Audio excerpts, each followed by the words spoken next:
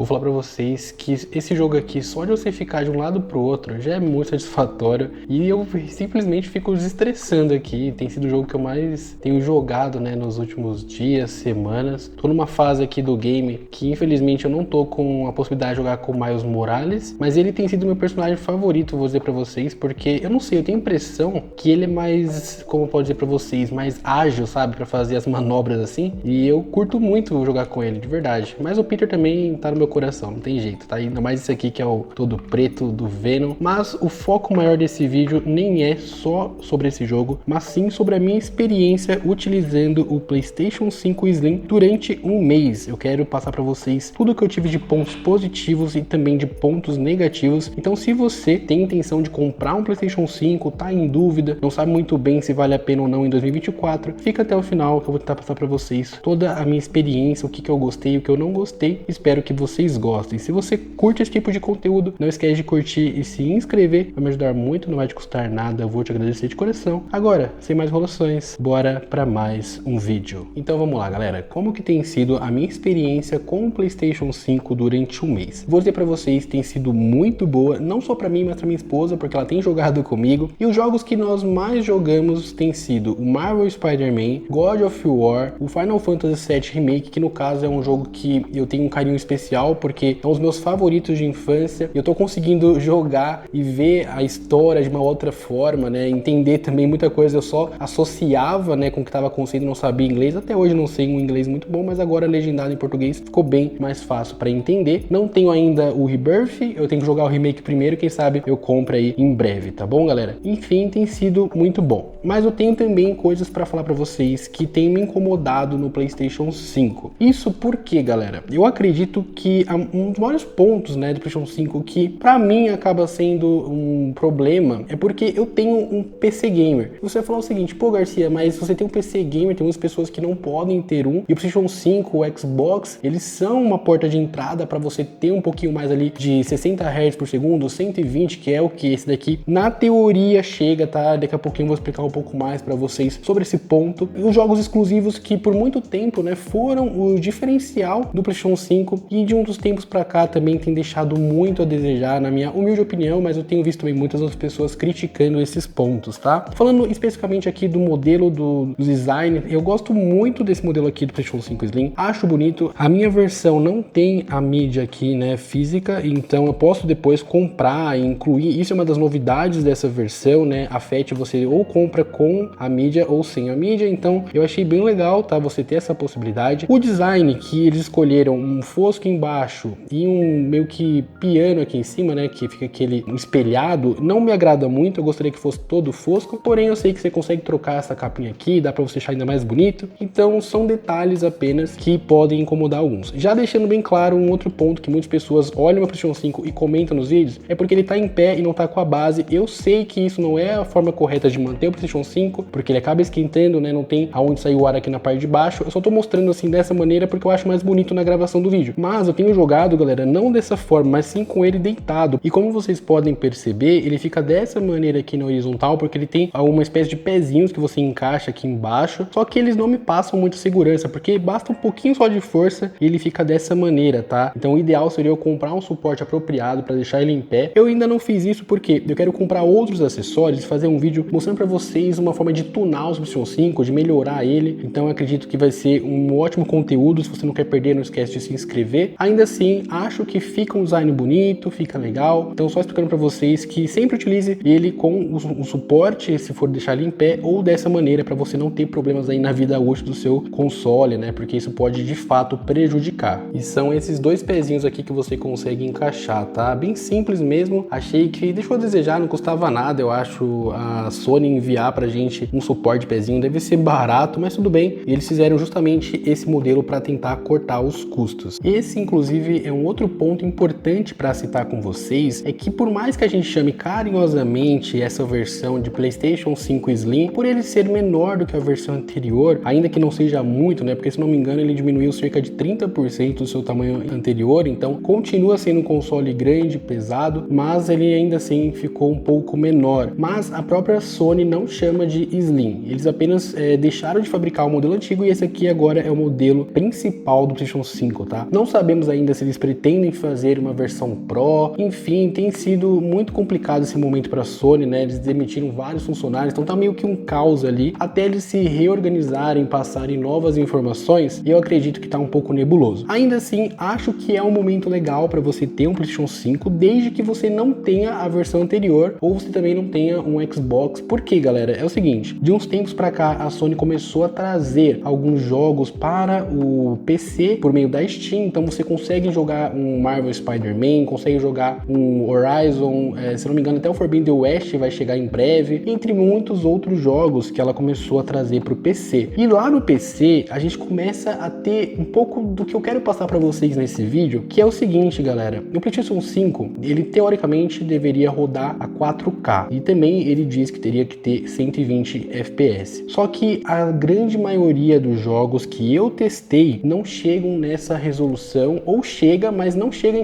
nem mesmo a 60 FPS. O próprio Marvel Spider-Man, eu vou mostrar para vocês aqui a configuração, porque assim, é surreal o quanto que um 4K nativo, ele vai sugar muito de um console, de um computador, porque é muito pesado o 4K. Na minha opinião, ainda estamos vivendo a era do 2K, quando a gente fala de um monitor. Um 2K para você conseguir ter ali os 120 FPS estáveis, tá? Isso de um PC que não é barato. Então, realmente é um momento muito complicado para a Sony, e eu acho que você que está buscando uma opção, entre aspas, barato, né? Não dá nem para dizer que é uma opção mais custo-benefício, porque ainda assim você vai ter que desembolsar pelo menos aí 3 mil reais, chutando que você consiga uma boa promoção. Olha só, aqui no Marvel Spider-Man, nós vamos ter aqui a opção de modo gráfico, né? E olha só que interessante, se eu coloco no modo desempenho, ele diz que esse modo tem 60 quadros por segundo como meta, então ele vai tentar manter 60 FPS, vai ter alguns recursos de Ray Tracing, mas bem mais simplificados, os pedestres vão diminuindo, vai ter um trânsito, assim, não vai ter uma cidade muito viva, então ele diminui muita coisa para atingir esses 60 quadros. E quando eu coloco no modo fidelidade, as coisas ficam ainda mais estranhas, porque ele vai tentar manter 30 quadros por meta, e aí sim, você vai ter Ray Tracing, você vai ter outras coisas de resolução. E galera, vamos ser muito sinceros aqui, tá? A partir do momento que você tem a experiência dos 60 quadros, 120 quadros, a sua vida muda. E eu digo isso por experiência própria, porque por muitos e muitos anos eu fui um jogador de console. Eu tenho aqui a experiência do PC, vai ter cerca de 3 a 4 anos, é muito recente. E eu não consigo mais voltar para o mundo dos 30 quadros. A minha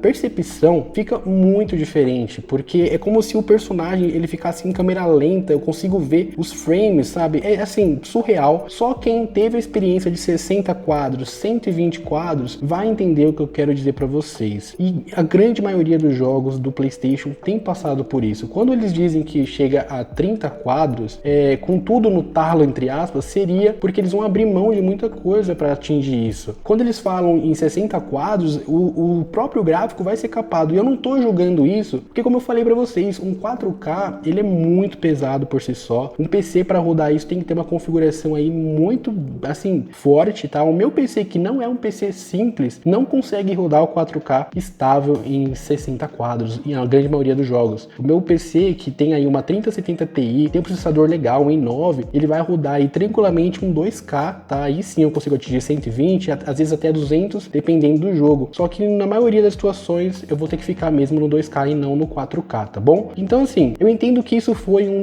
dos grandes marketings, né, para essa nova geração. Eles falaram sobre também o SSD, que no PC é uma tecnologia que já está há muito tempo rodando, então é uma novidade para console, mas para PC já existia. E eu entendo também quando a gente chega e olha os preços. Agora, se você tem a intenção de jogar competitivamente, tá? E aí eu sei que Fortnite você ainda consegue rodar 120, eu não tenho certeza, mas acho que ele acaba também abrindo mão de bastante coisa para atingir isso. Você talvez até se interesse em comprar um console como esse. Agora, para você que tá pensando em jogos como Call of Duty, você vai ter uma experiência muito, assim, diferente do PC. Eu de fato, assim, não consigo recomendar para você que pensa no competitivo. E até mesmo para você que tá pensando em jogos como esse, como Marvel Spider-Man, você vai ter também uma experiência estranha, porque eu não consigo, por exemplo, jogar mais jogos a 30 FPS sem me incomodar. Então eu entendo que talvez se eles tivessem a opção de colocar um 2K para você conseguir atingir os 60 quadros, mas mesmo que eu mude aqui, né, para 2K, que é inclusive esse monitor, ele não consegue chegar a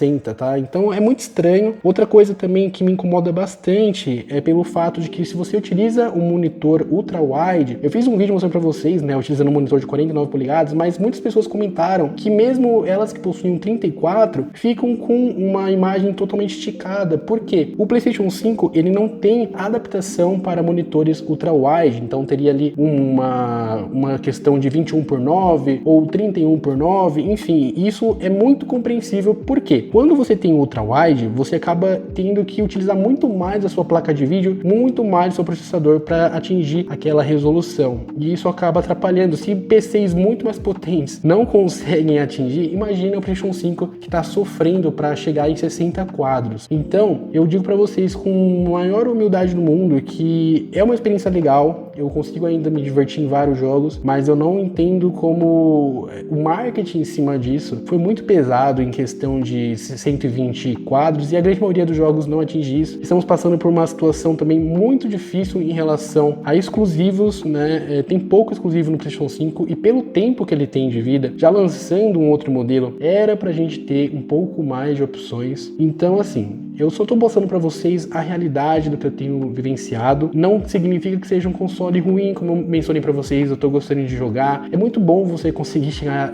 cansado do trabalho, liga o seu console, joga ali tranquilo, sentado no sofá, utilizando o controle. É excelente, mas todos esses pontos aqui foram alguns que eu achei importante mencionar. É legal a gente ter aqui a experiência de jogar um God of War, jogar também, né, outros jogos exclusivos, mas ainda assim a gente já começa a ver isso no PC. Então, para quem mesmo jogou o Marvel Spider-Man no PC e foi jogar o Marvel Spider-Man 2 no console, talvez tenha percebido isso, tá? Eu acho que no PC ficou muito mais fluido, a gente consegue utilizar várias opções gráficas que não ficam liberadas do PlayStation 5.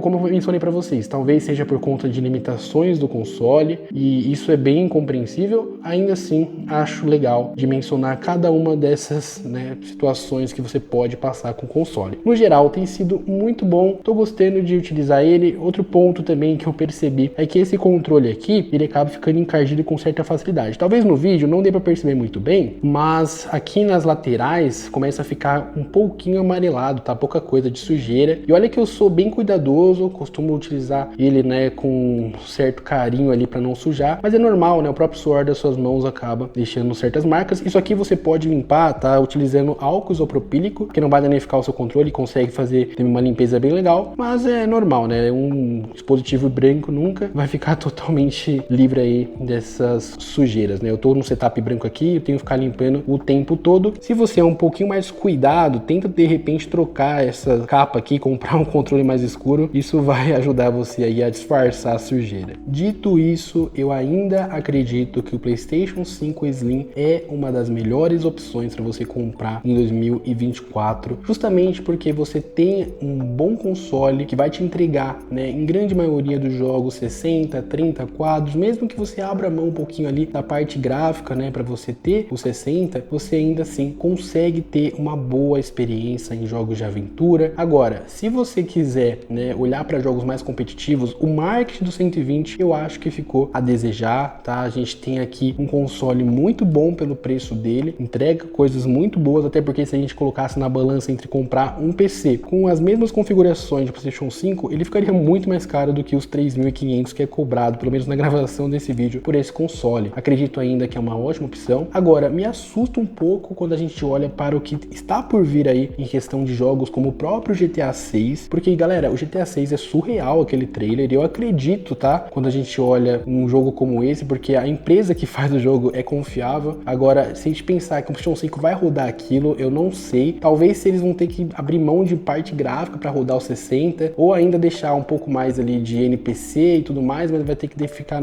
travado nos 30. E olha, sinceramente, jogar a 30 FPS no modo corrida do GTA é sofrido. Eu pelo menos não gosto, mas bom, vamos ver o que vai acontecer, né? No geral, é um ótimo console ainda para vocês aí que pretendem comprar e curtir, mas tenha em mente todos os pontos que eu passei para vocês, tanto os positivos quanto os negativos. Espero ter ajudado vocês aí na sua escolha. Se tiver alguma dúvida, deixa aqui nos comentários. Se tiver alguma opinião também, pode deixar, a gente vai ler. E seja respeitosa, obviamente. Vou ficando por aqui. Um bom descanso para cada um de vocês. Valeu, falou e um abraço.